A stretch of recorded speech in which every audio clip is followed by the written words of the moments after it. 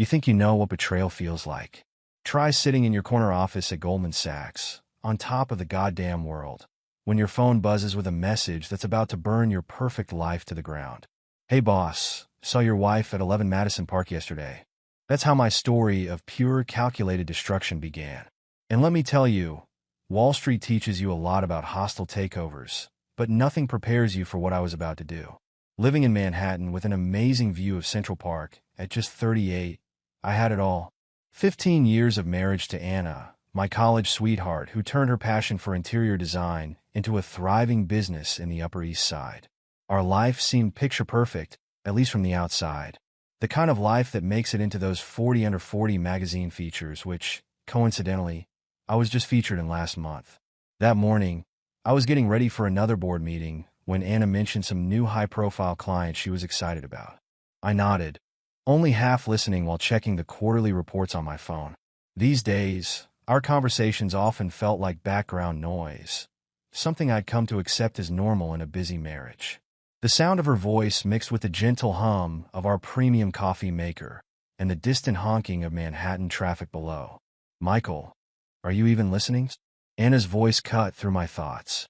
I looked up to see her standing there, perfectly put together in her designer outfit, a hint of frustration in her eyes.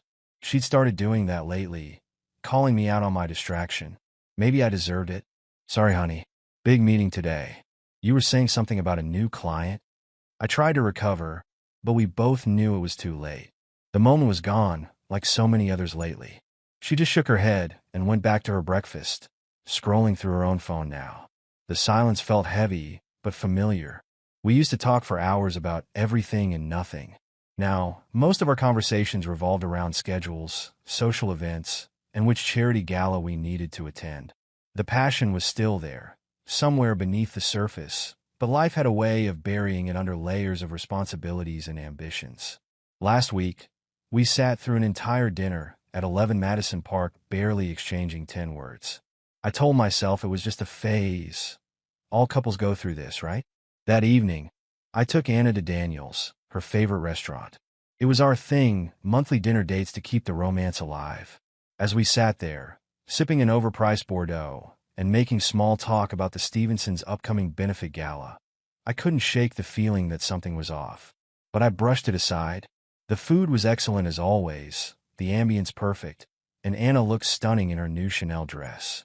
After all, we had built this life together, and a few quiet dinners were a small price to pay for success. The waiter brought our usual dessert, the chocolate soufflé we'd been ordering for years. Anna barely touched hers, saying something about an early meeting tomorrow. I watched her check her phone for the third time in 10 minutes, her perfectly manicured nails tapping against the screen. There was a time when she would have savored every bite, telling me about her latest design inspiration or asking about my day. Now, we both seemed to be going through the motions, playing our parts in this carefully choreographed dance of success. Walking home through Central Park, Anna's arm linked through mine more out of habit than affection, I thought about how we'd gotten here. The promotions, the late nights, the sacrifices.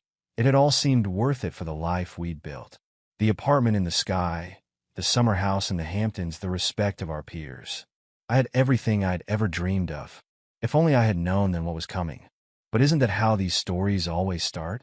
You think you're living the dream until the moment you wake up. The first time I noticed something was really different was during the Anderson account review. I just closed a $500 million deal, the kind that usually meant a celebration dinner with Anna.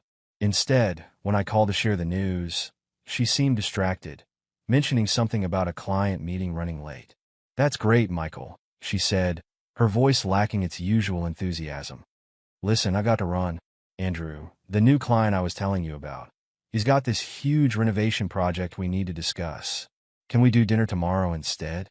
I sat in my corner office, staring at the skyline through the floor-to-ceiling windows. When had our successes stopped being shared victories?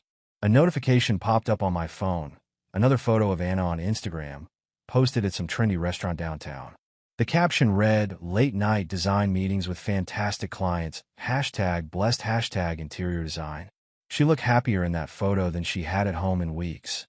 The next day, I decided to surprise her at her studio for lunch.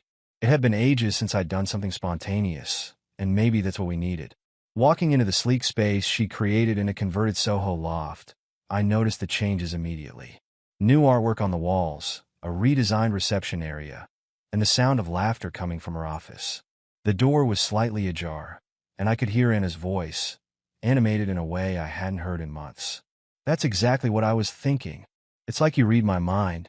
A male voice responded, low and amused, but I couldn't make out the words. I knocked, pushing the door open. Anna looked up, surprise flickering across her face. "Michael." She was sitting at her desk, designs spread out between her and a man who could have walked straight out of a luxury watch advertisement. He stood up, extending his hand. "You must be the husband. Andrew Peterson. I've heard so much about you." His handshake was firm, confident, the kind of handshake that said he was used to getting what he wanted.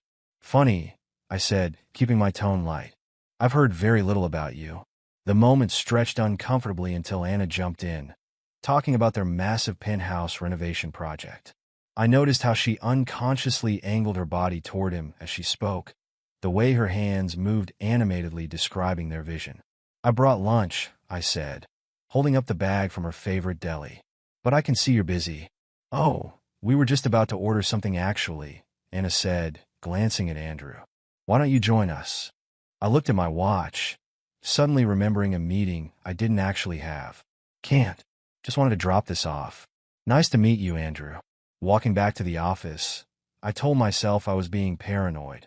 Anna had always been passionate about her work, and good client relationships were crucial in her business. Still, something felt different. The way she lit up around him, the easy laughter I hadn't heard in our own home for months. That night, Anna came home late, smelling of wine and wearing the kind of smile that used to be reserved for me. "Andrew had some fantastic ideas for the penthouse," she said, kicking off her heels. We lost track of time at the design center. I watched her move around our bedroom, humming softly to herself. "You seem to be spending a lot of time with this client," I said carefully. She paused, giving me a look I couldn't quite read. "He's our biggest project this year, Michael. You of all people should understand dedicating time to important clients." Her tone had an edge to it, a subtle reminder of all the dinners I'd missed, all the times I'd chosen work over her. I let it drop, but that night, lying awake listening to her steady breathing, I couldn't shake the feeling that something fundamental had shifted in our carefully constructed world. The question was, what was I going to do about it? They say when something seems too good to be true, it probably is. Andrew Peterson's penthouse project was bringing in more money than any other client in Anna's studio's history. But something about it felt off, like watching a slow-motion car crash you can't prevent. "Another late meeting?" I asked, watching Anna pick out her outfit with unusual care one Thursday morning. She'd been spending more time on her appearance lately. New dresses, different hairstyle, even some new perfume I didn't recognize. "We're finalizing the material selections today," she said, not quite meeting my eyes in the mirror. "Andrew has very specific tastes.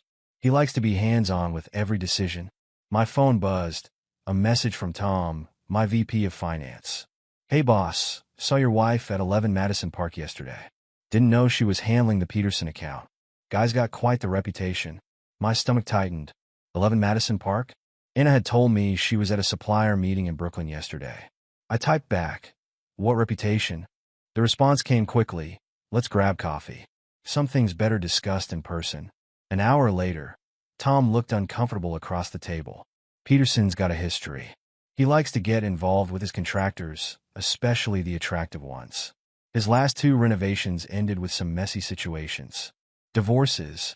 There's more," he continued, lowering his voice. "Jenny from marketing was at 11 Madison too. So they looked pretty cozy. Lots of wine, lots of touching. Not exactly a business dinner vibe." Back in my office, I pulled up Andrew Peterson's social media.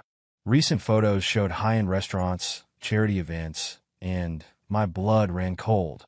3 days ago, a close-up shot of marble samples, but in the background, blurred but recognizable, was Anna's desk. Her new Hermes scarf draped over the chair. Caption: "Making beautiful choices with a beautiful mind." 2 weeks ago, a dinner shot at Le Bernardin. The caption mentioned discussing design concepts, but you could see a woman's hand with a familiar bracelet, my anniversary gift to Anna last year. My phone buzzed. Anna, don't wait up tonight. Final material selection meeting running late. Love you. I stared at the message, remembering all the times I'd sent similar texts over the years. All the late meetings, the missed dinners, the excuses. Was this karma? Opening my laptop, I pulled up our credit card statements. Something inside me broke as I started searching for patterns. Multiple charges at high-end restaurants on days she claimed to be at supplier meetings. A hotel bar charge when she was supposedly at a design conference. The rational part of my brain said to confront her. But another part, the part that had built a career on strategic timing, said to wait, to watch, to be certain. I opened my contact list, scrolling to a name I hadn't called in years. David Stern, the best private investigator in Manhattan. Sometimes, in the world of high finance, you needed to know things for certain. I never thought I'd be using those services for this. The private investigator's photos hit my inbox at 7 a.m. on a Saturday. I was at the office, coffee in hand, steeling myself for what I might see. David Stern was worth every penny. The photos were crystal clear, time-stamped, and left nothing to imagination. Anna and Andrew, entering his penthouse. Not for a design meeting. Her body language screamed everything I needed to know. Photos from different days, different outfits, same story. The smoking gun was a shot of them on his balcony, locked in an embrace that definitely wasn't discussing fabric swatches. I was about to close the laptop when another email landed. Urgent. Live update. David's message was brief. They're at your Hamptons house right now. Guess she thought you'd be stuck in the city all weekend with that big merger you mentioned. Talk about adding insult to injury. Our summer house. The one where we used to spend lazy weekends planning our future. I grabbed my keys. The 2-hour drive would give me plenty of time to think about how I wanted to play this. Halfway there, my phone lit up. Anna, working on the final designs at the studio today. Miss you. Red heart. Sure you are, honey, I muttered, pressing the accelerator. The Range Rover ate up the miles while my mind raced through years of memories, now all tainted. The signs had been there. I just hadn't wanted to see them. When I pulled up to our beach house, Andrew's flashy Porsche was parked right out front. Bold move, or maybe they thought they were untouchable. The spare key was still in its hiding spot. Some things never change. I could hear music and laughter from our deck. Taking a deep breath, I walked through the house, my footsteps masked by the sound of waves and their voices. They were in our hot tub, the one Anna had insisted we install last summer. Now I knew why. You really should be more careful where you park that Porsche, Andrew. They jumped apart like teenagers caught by parents. Anna's face went from shock to horror to guilt in 3 seconds flat. Michael, this isn't. Save it. My voice was ice. Really, Anna? Our house? That's just cold. Andrew tried to play it cool, reaching for his champagne glass. Look, man, these things happen. In my house, with my wife. Didn't peg you as having a death wish. The look in my eyes must have registered because he quickly dropped the smug act. Anna was scrambling for a towel, mascara running. Michael, please, let me explain. Explain what? How you've been lying to my face. How you've been playing me for a fool. I pulled out my phone, showing her the investigator's photos. Or maybe explain these? You had me followed? Her voice shifted from guilt to indignation. Don't even try to flip this on me. How long? The silence was deafening. Then, barely audible. For months? I laughed, a hollow sound. For months. Good to know. Andrew, you've got 2 minutes to get your things and get out of my house before I lose my cool. And trust me, you don't want to see that. He moved fast, grabbing his clothes, nearly slipping on the deck. No honor among cheaters, apparently. Michael. Anna reached for my arm. I stepped back like her touch would burn me. Pack your things. When I get back to the city, I want you gone. And Anna? Your star client's reputation for wrecking marriages? Turns out you were just another notch on his belt. Congratulations. You played yourself. Walking away from my own house, hearing her broken sobs behind me, I felt nothing but cold determination. The game was over, but the real battle was just beginning.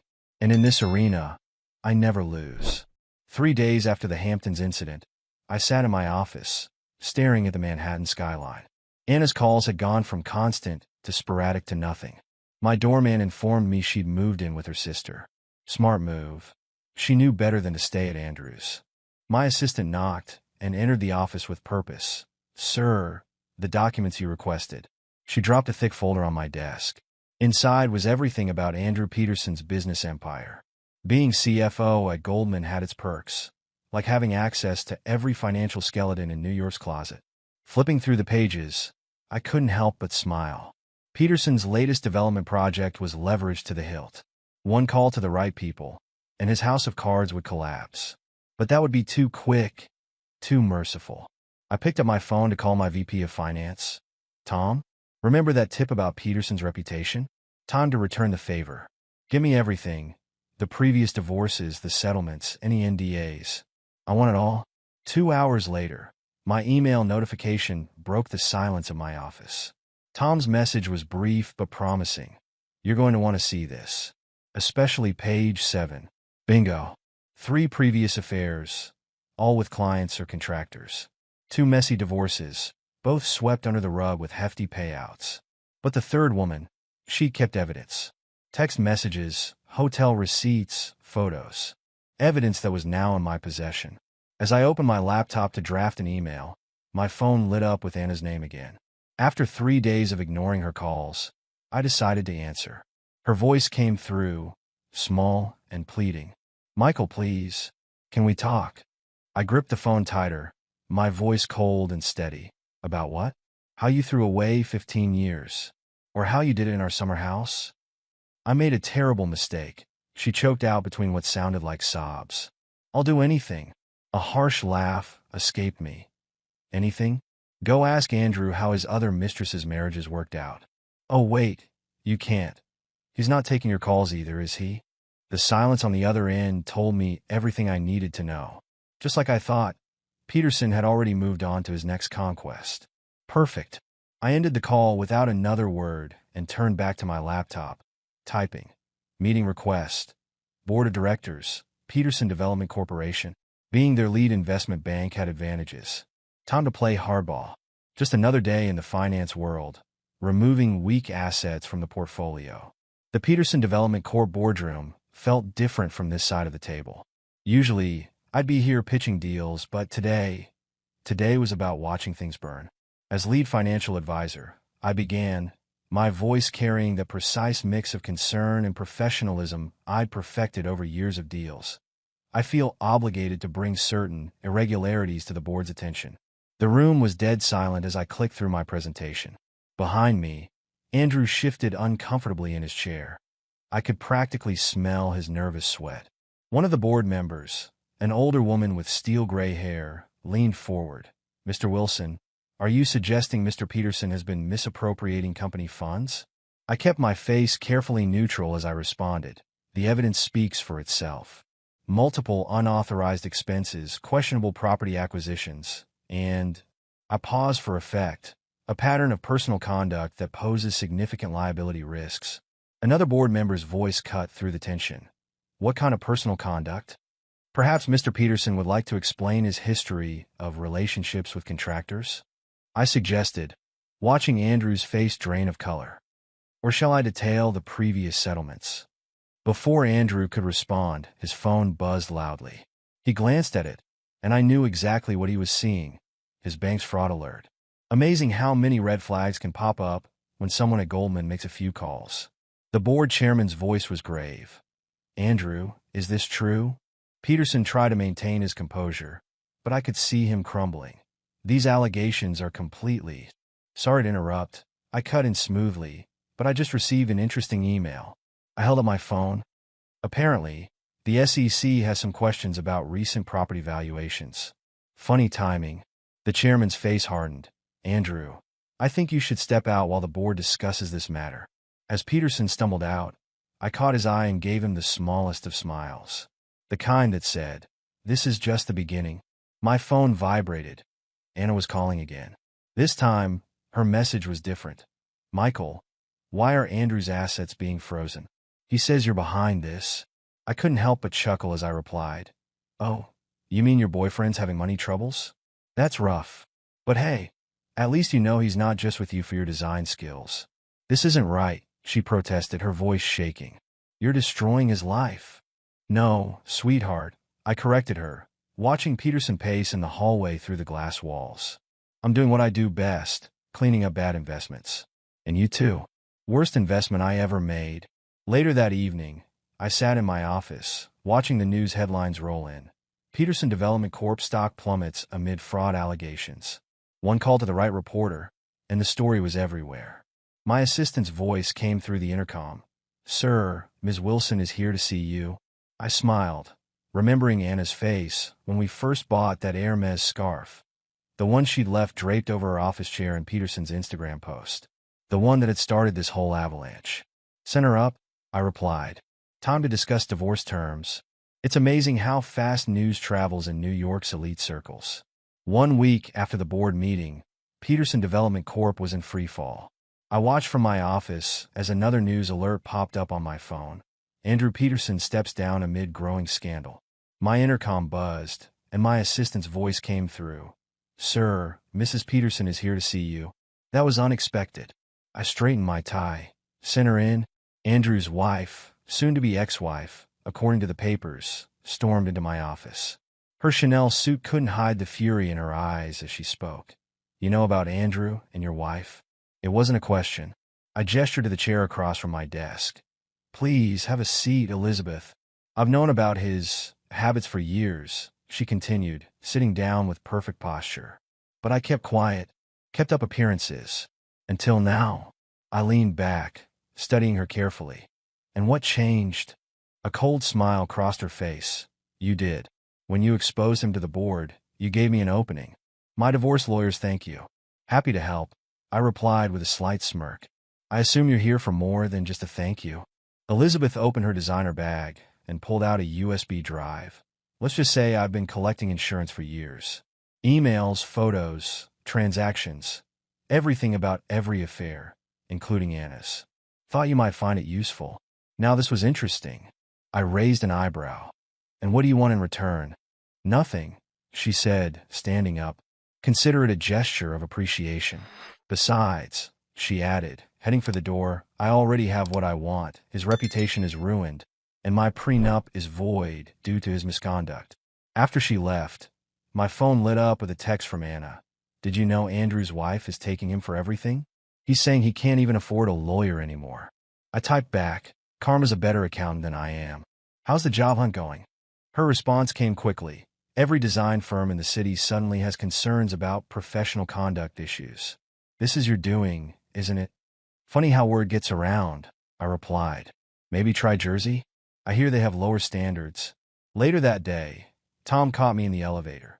You saw the news about Peterson's Hamptons property going into foreclosure? I nodded, checking my watch. And his penthouse is next. Amazing how fast banks call in loans when they smell trouble. Cole, man, Tom chuckled. Remind me never to get on your bad side. If he only knew, this was just phase 1. 1 month after Elizabeth Peterson's visit, I sat in my home office reviewing the final moves of my plan.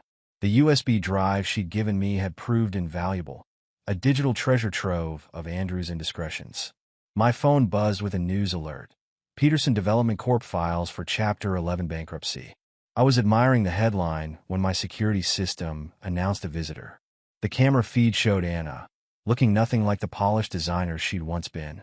My doorman's voice came through the intercom. Sir, Mrs. Wilson insists on seeing you. Says it's urgent. Send her up, I replied, straightening my tie.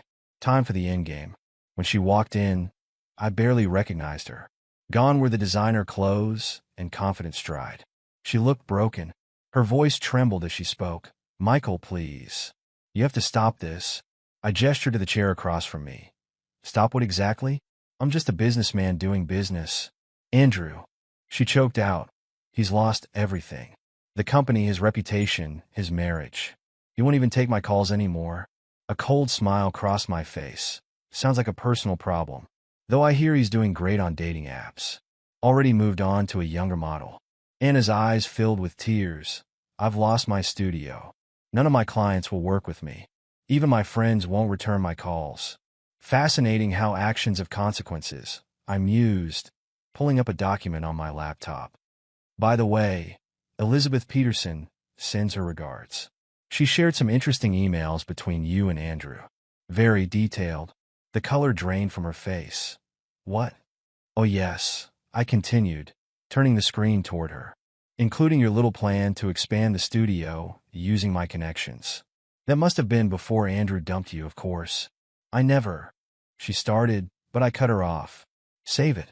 The evidence is quite clear. You know what's interesting about New York society? Everyone loves a scandal, but they hate being associated with one. I leaned back in my chair.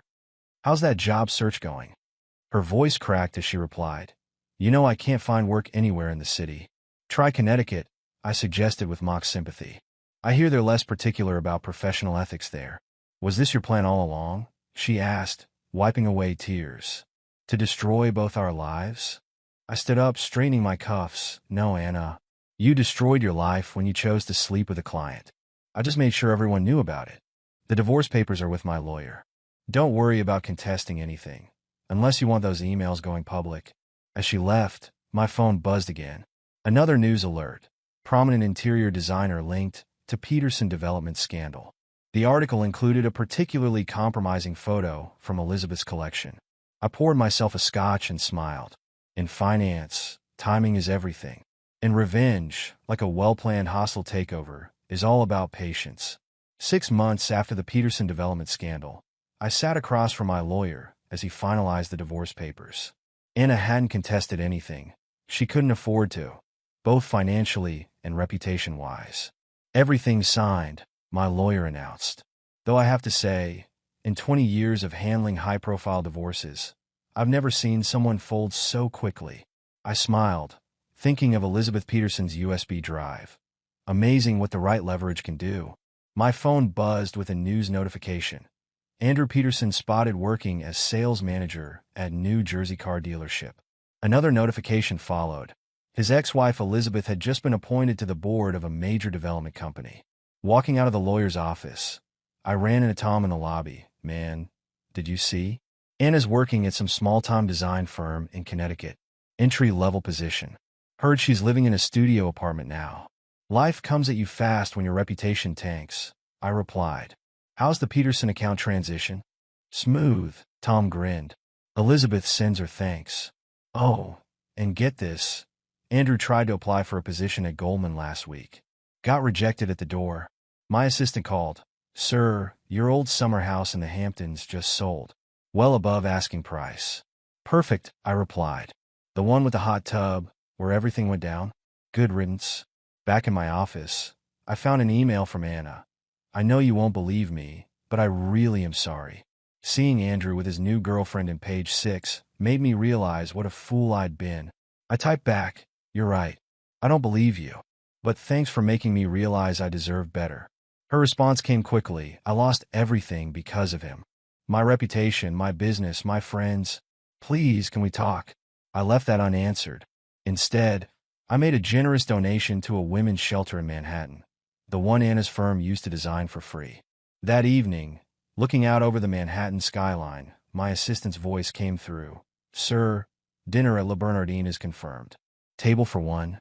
No, I replied, thinking about the prosecutor I'd met last week who laughed at my finance jokes and didn't care about Instagram followers. Make it for 2, and send flowers to her office. The real kind, not the ones for social media. Sometimes the best revenge isn't just winning, it's moving on to something better. 1 year to the day after discovering Anna's affair, I stood in the lobby of Goldman Sachs, reading about my promotion to managing director. The Wall Street Journal article mentioned my masterful handling of the Peterson development situation as a key factor. My new assistant's voice interrupted my thoughts. Sir, Anna Wilson is in the lobby. I hadn't seen her since the divorce. Curiosity won out. Sent her up. When she stepped into my office, she looked different. Cheaper clothes, tired eyes. Her voice was small. I saw the announcement. Congratulations. What do you want, Anna? I kept my voice neutral, watching her fidget with her purse. I ran into Andrew yesterday, she said. He tried to hit on me again, said we could start over. A bitter laugh escaped her. Can you believe it? Let me guess. Now that his new girlfriend dumped him, he's making the rounds? I couldn't help but smirk. How'd that work out? I told him to go to hell, she replied. I also. She hesitated. I wanted to say you were right. About everything. I lost it all for someone who never cared. I studied her for a moment. Funny how karma works. You know, Elizabeth Peterson just bought your old design studio. Completely rebranded it. Anna's face fell. I heard. Listen, I know it's too late, but I really am sorry. You're right, I said, standing up. It is too late. But I should thank you. If you hadn't shown me who you really were, I never would have found someone who actually deserves trust. Her eyes widened. You're seeing someone? I glanced at the photo on my desk. Me and Claire, the prosecutor, at the Met Gala. Getting married in spring. She's everything you weren't. Honest, loyal, real. Oh, Anna's voice cracked. I'm happy for you. Are you? Because honestly, I don't care. Your approval stopped mattering when you chose to throw away 15 years for a guy who couldn't even keep his car dealership job. My phone buzzed. Claire was calling. I picked it up, turning away from Anna. Hey, beautiful, just wrapping up here. Still on for dinner. When I turned back, Anna was gone. Through the glass walls, I watched her walk away, shoulders slumped. The mighty Manhattan socialite, reduced to yesterday's news. My new assistant popped in. Sir, the car's waiting to take you to Le Bernardin. And Claire called. She said yes to the house in the Hamptons. I smiled, grabbing my coat. Sometimes losing everything is the best thing that can happen to you. It shows you what and who really matters.